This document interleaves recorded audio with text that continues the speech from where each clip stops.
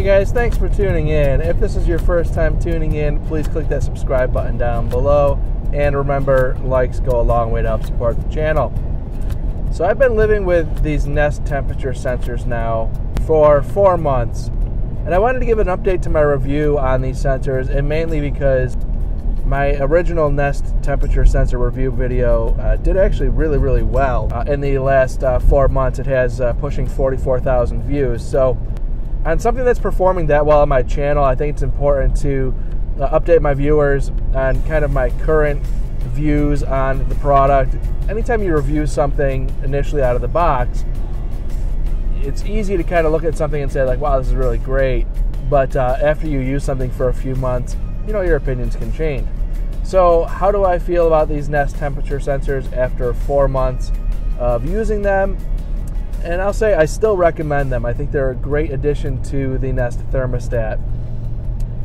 They've worked well as far as just increasing the functionality of my Nest thermostat. We live in a situation where it's kind of a strange layout in the place we're in, where the thermostat is in the master bedroom, which it's really not an ideal place. You really kind of want that thermostat to be central to kind of all of your living spaces, and being in the bedroom, which is on the opposite side of the house, kind of makes it a really weird layout. So these sensors actually work pretty well. So this allows us in the daytime to switch where our thermostat is taking temperature readings from to the living room. And basically that just allows us to make our living situation much more comfortable throughout the course of the day. But that will take us into the one thing that I really don't like about the Nest temperature sensors, and I'm hoping that can be fixed in future software updates, and that is the block of time that they allow you to kind of switch between these sensors automatically. Now, I had an Ecobee thermostat with the temperature sensors for a while, and the one thing, and the only thing that I liked about it better than Nest was, well, first of all, at the time, they had the sensors, Nest did not.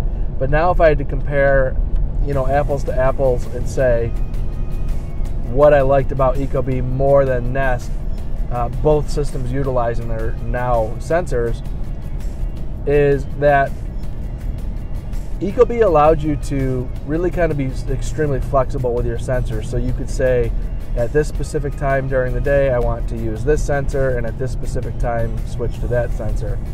And Nest, for whatever reason, I'm not too sure why, has blocked those times out for you, which is weird to me because for the most part, everybody who buys a Nest thermostat wants to have very specific adjustability, these smarts to have it adjust temperatures when you, not only when you come and go, but to really fine-tune times throughout the day of when your thermostat is adjusting temperatures. So the fact that Nest decided to block off these windows of time is kind of weird to me, and I'm assuming they're going to change that in the future. I hope they do.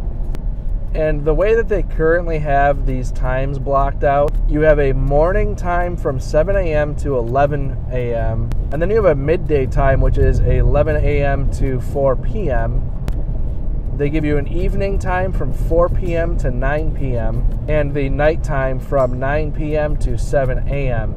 And the only time that I really have a conflict with is the 4 p.m. to 9 p.m. slot. And the reason for that is that we have 3 sensors, and one of those sensors is in my daughter's bedroom.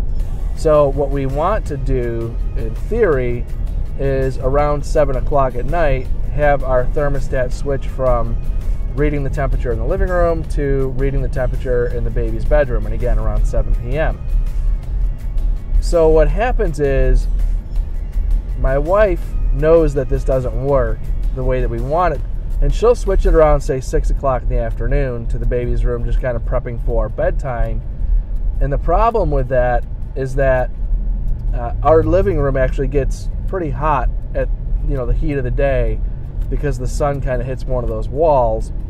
So if you switch it too soon, the living room will start to get real hot. It's just kind of one of those things that just adds like a level of frustration that Nest is sort of designed to remove. It's just one of those things that my wife doesn't do it on purpose. She's just, we're that's a busy time in our afternoon routine, and it's just you kind of get to it when you get to it. But if you don't time it just right, it just kind of sucks. But other than that, having the capability to switch temperatures throughout the course of the day through those 4 windows of opportunity is actually really nice. The other thing is, now in the middle of the night, I really like the fact that my daughter's room can be the primary source of, what we're heating and cooling to.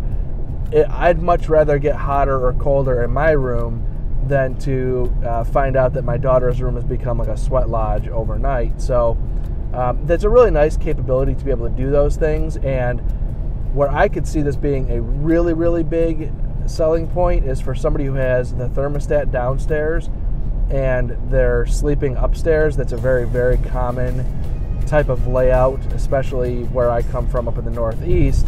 It's extremely common to have that thermostat down in the dining room and all your sleeping quarters upstairs, and it's just really hard to dial in that perfect temperature at night because, well, you're not downstairs. So that's somewhere I can see these things really, really being a benefit. So again, I still highly recommend the Nest temperature sensors. I mean, really, they're a great addition to the whole smart home in general. So again, I just wanted to update my viewers, especially the 44,000 people that have watched my initial review video on the Nest temperature sensors. I really appreciate your viewership.